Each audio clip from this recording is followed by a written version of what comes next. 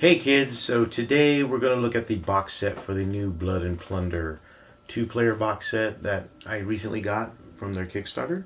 I got a few other things like I got extra character sprues which include casualties and missionaries, things of that nature. It actually included a instruction sheet.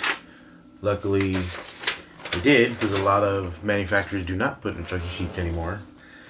I got the player pack, or player card pack I should say, for all the units. Obviously plastic bases for all these units. The soldiers plastic kit, it looks like it's 17th century due to the tricorns, 18th century maybe, I don't remember, I have to look at the book. But it seems like they're expanding to the how much they cover in regards to their game. So originally it was the early pirate or mid-pirate era. Now they're doing the late pirate era.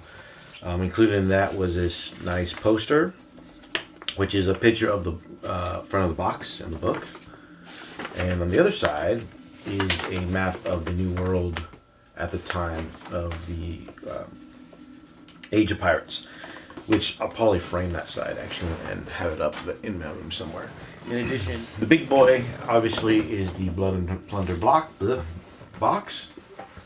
It is a 2-player box. It's fairly hefty. It's fairly big. It's bigger than most Games Workshop box sets. So if you're familiar with the Games Workshop box sets, then you know how big those box sets are, especially the new edition versions. So it's pretty big. It's pretty heavy too. It comes with 2 plastic ships, which is the main reason I bought in. I originally bought in the original Kickstarter, and I got ships from that. They were resin.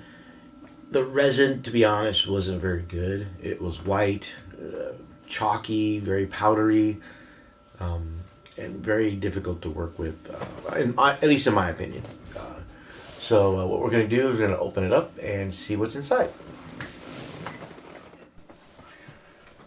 Alright, we're on my dining room table, my very festive Christmas dining room table, thanks to my wife.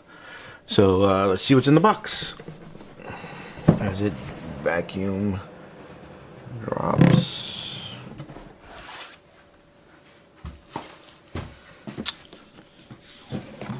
First thing we have is the mat. Paper mat, but it seems to be double-sided.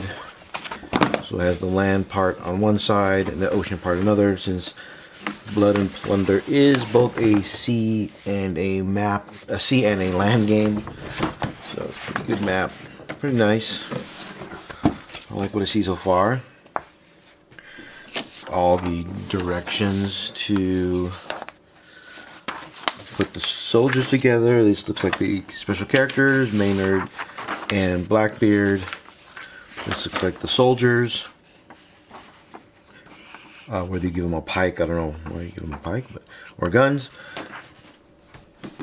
And then we also have the ships.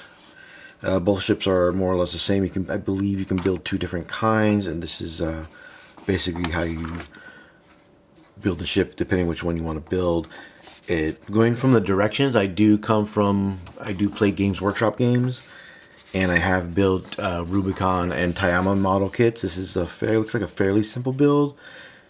Doesn't look like it's very intricate, but we'll know once we start building it. So let's see what else we have in here.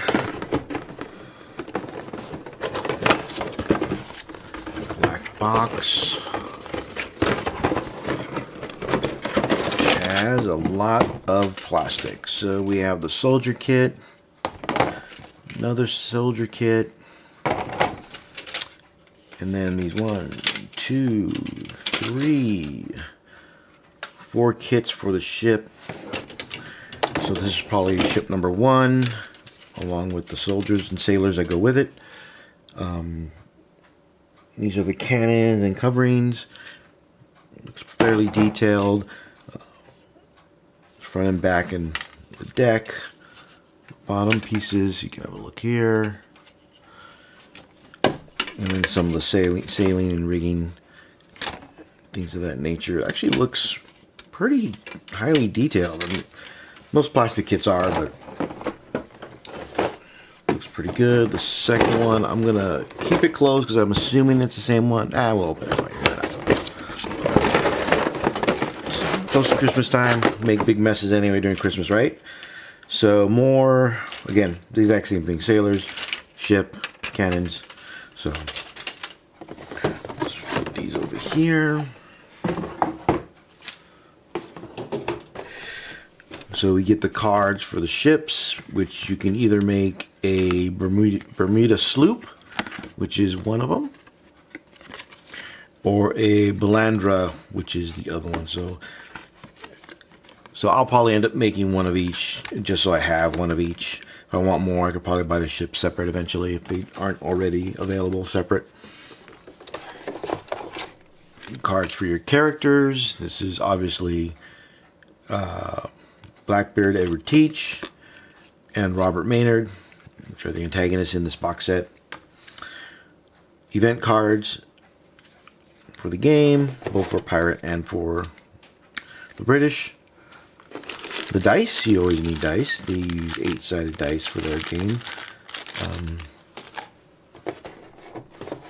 And lastly, I believe it is the counters for turning, measurement, smoke, status, status of the crew.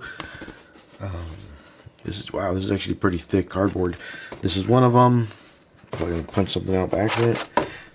Like I just said, this is the other one, and this is the terrain.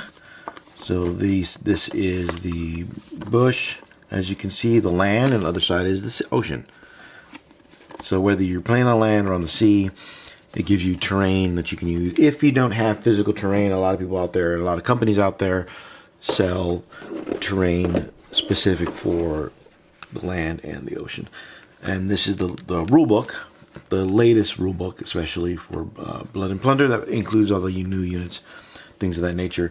So once I get it undone and get some of this put together, I'll probably end up playing a game, and hopefully we'll be able to show it on the channel.